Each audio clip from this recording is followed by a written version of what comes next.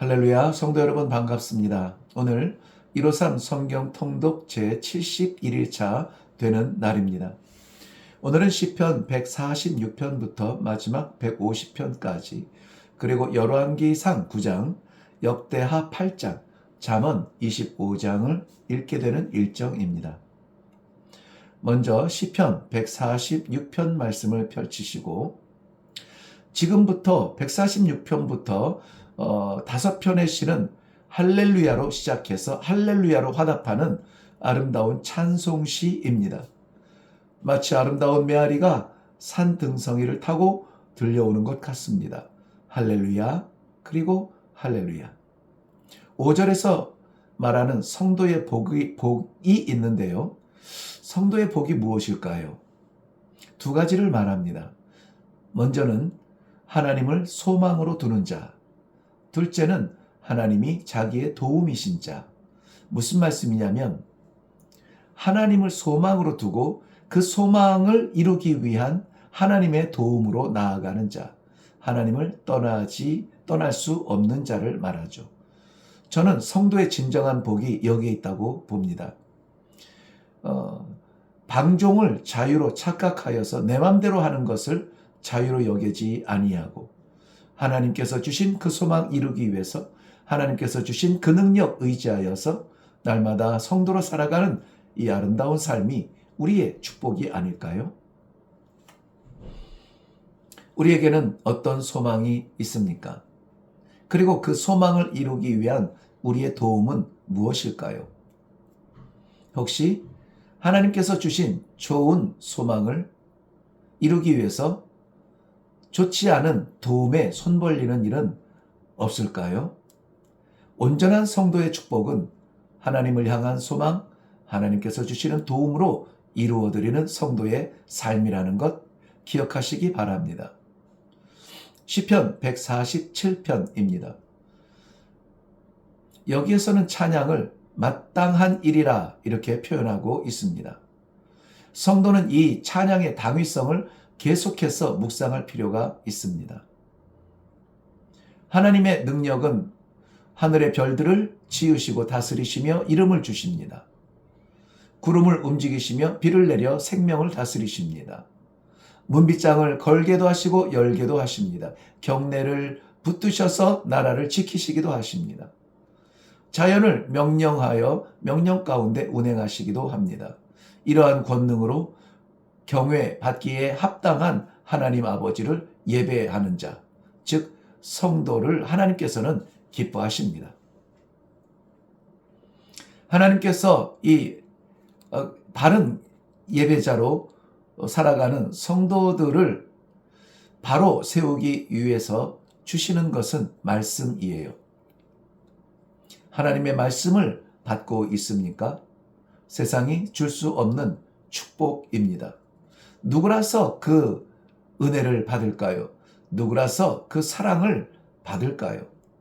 말씀하심에 감사하며 나아갈 수 있기를 바랍니다. 시편 148편입니다.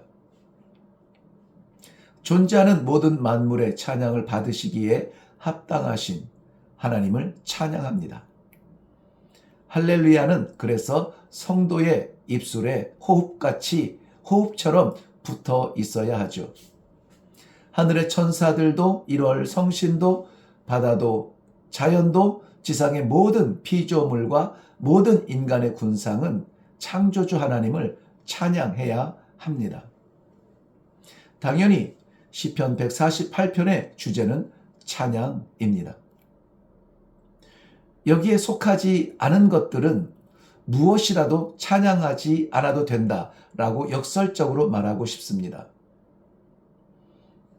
창조되지 않은 그것은 찬양하지 않아도 된다. 그러나 창조된 모든 것은 창조주를 찬양해야 된다. 하나님의 창조의 빛 아래 있는 모든 것은 여호와를 찬양할지어다. 시편 149편입니다. 시편 149편의 찬양은 새 노래라는 별명이 붙어 있습니다. 사도 요한은 계시록 5장 9절과 계시록 14장 3절의 이 세 노래를 환상 가운데 천국에서의 들려오는 노래로 들었습니다. 새하늘과 새 땅을 향한 새 소망의 마음이 아니면 부를 수 없는 노래, 바로 새 노래입니다. 어떻게 우리의 염려와 두려움의 입술을 뚫고 그 노래를 부를 수가 있을까요? 여러분 6절 말씀 보시면은 그 손에 붙들고 있는 두 날 가진 칼, 계시록 1장 16절에는 그의 입에 있는 좌우의 날선 검, 즉 하나님의 말씀을 해석합니다. 말씀의 사람이 말씀에 순종할 때 부를 수 있는 노래가 새 노래입니다. 시편 150편입니다. 시편의 웅장한 클라이막스입니다. 할렐루야를 포함하면 6절이라는 이 짧은 본문에 찬양할지어다. 할렐루야도 여호와를 찬양하라는 말씀이죠. 그래서 이 찬양할지어다라는 명령이 자그마치 여러분 13번이 나옵니다. 결국 시편의 결론은 찬양입니다. 성도의 결론도 찬양입니다. 말씀이 기회이며 기도가 능력이라면 찬양은 열매입니다. 말씀은 많이 알고 기도도 많이 하는데 찬양이 없다면 인상이 달라지더라고요. 찬양은 말씀과 기도가 충만한 사람의 열매인 것입니다. 말씀은 깨달음의 기회입니다. 나는 나를 부르는 하나님을 향해서 잘 가고 있는가? 늘 가보지 않은 길에 대한 미련으로 비틀거릴 수밖에 없을 때 하나님께서는 하나님의 말씀으로 분명한 길을 보여주시고 그 길을 걸을 수 있도록 기회를 주십니다. 그래서 성경은 이것을 내 발의 등이요 내 길의 빛이니이다. 불 꺼지고 빛 사라지면은 어둠 가운데 방황할 수밖에 없는 것은 자연스러운 이치입니다. 말씀 없이 이 길을 갈 수가 없다는 것은 분명합니다. 그렇지만 우리의 능력이 부족하여서 완수하기 어려운 사명을 날마다 말씀 가운데 받고 있습니까? 괜찮습니다. 이 길이 우리가 갈 수 있는 길은 아니기 때문에 하나님께서는 성령으로 우리를 도우시고 보혜사로 붙여주시어서 그 길을 완수할 수 있도록 도와주시는 것입니다. 그래서 기도합니다. 기도는 성령의 도우심이 나타나는 자리입니다. 그럴 때에 내가 아니라 성령의 사람으로, 즉 성령의 능력으로 사는 성도의 삶이 되는 것이죠. 그러한 삶에는 반드시 열매라는 결과가 나타나는데요. 그것이 뭐라고요? 찬양인 것입니다. 시편은 이 찬송의 열매를 하나님께 올려드리겠다는 충성의 노래로 가득 찬 그러한 창고와 같은 곳입니다. 우리 열왕기상 9장에 가보겠습니다. 열왕기상 9장은 3절부터 5절까지 그리고 6절부터 9절까지 어떤 극적인 대립으로 보이는데요. 그 대립은 경고라기보다는 오히려 축복에 가까운 말씀이죠. 특별히 3절에는 내 눈길과 마음이 항상 거기에 있다라는 말씀이 기록되어져 있는데요. 너무나 감격스럽습니다.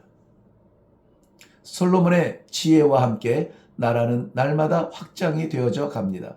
특별히 다른 나라들과의 무역이 활발해져서 여러분 26절 이후에는 놀랍게도 무역선이 등장하기도 하죠.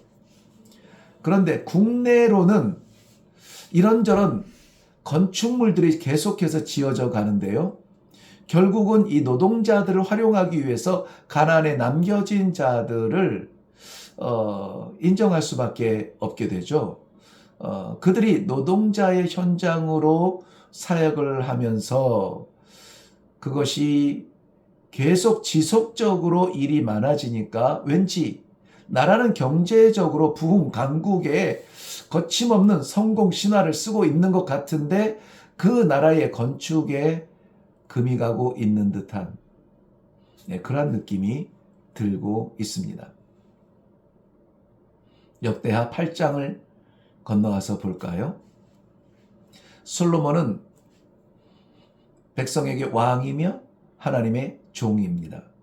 왕으로서 지혜와 부귀가 있었죠. 종으로서는 성전을 건축한 것을 역대하 1장에서 9장까지 기록하고 있는 증거입니다. 그런데 10장 이후에는 분열 왕국 이후에 유다 왕들의 업적을 중심으로 다루게 되는데요.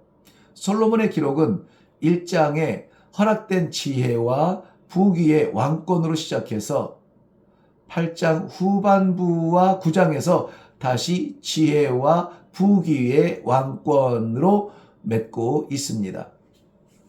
그렇다면 2장부터 8장까지 그의 업적은 성전 건축으로 일관되게 집중적으로 기록하고 있는 것을 우리가 볼 수가 있습니다. 다시 말씀드리면 그의 지혜와 부귀, 성전 건축의 수단이었고 또한 결과였다는 것이죠. 7장 12절부터 18절의 내용에 보면은 하나님의 약속이 이렇게 기록되는데요. 그의 백성이 하나님께 기도하면 그 땅을 고치시겠다고 하셨습니다. 이 회복은 목적이 아니라 결과인 것이죠. 하나님의 성전이 세워지고 거기에서 기도할 때에 회복이 이루어진다. 이러한 결과로 많은 건축들을 할 수 있게 된 것입니다. 8장 12절부터 15절의 예배 모습에서 강조된 자세를 보면 쫓고 쫓아 명령한 대로였습니다.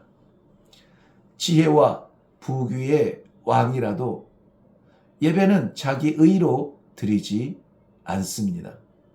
정한 대로, 명한 대로, 질서에 따라 쫓아 명령한 대로 드리는 것이 예배입니다. 잠언 25장입니다. 잠언 25장 4절에는 은에서 찌꺼기를 제하라는 명령이 있죠. 은은 쓰시고 싶은 부분이죠. 찌꺼기는 연단을 통해서 제거되어야 될 불순물입니다. 이것을 가열하는 뜨거운 열은 어려운 과정, 고난의 과정에 필요하다는 전제를 이야기하고 있습니다. 11절 말씀에는 경우에 합당한 말은 아로새긴 쟁반의 금사관이라 이런 기록이 있죠. 이것은 24절과 연결이 될 듯한데요. 다투는 여인과 함께 큰 집에 사는 것보다 움막에서 혼자 사는 것이 낫다라고 기록하고 있습니다. 잠언은 보석함에서 꺼내보는 보석과 같다는 생각이 듭니다. 장마다 절마다 여는 곳마다 아름다운 보석들이 반짝반짝 기다리고 있죠. 특별히 13절 말씀 가보시면 충성된 사자는 그를 보내신 이에게 마치 추수날에 얼음 냉수 같아서 능히 그 주인의 마음을 시원하게 하느니라. 제 평생의 소원이기도 하고요. 우리 성도들의 신앙의 방향성이기도 합니다. 우리를 채우는 하나님이 아니라 하나님을 시원하게 해드리는 그의 백성들. 그런 일꾼들이 많은 교회가 되기를 바랍니다. 수고하셨습니다.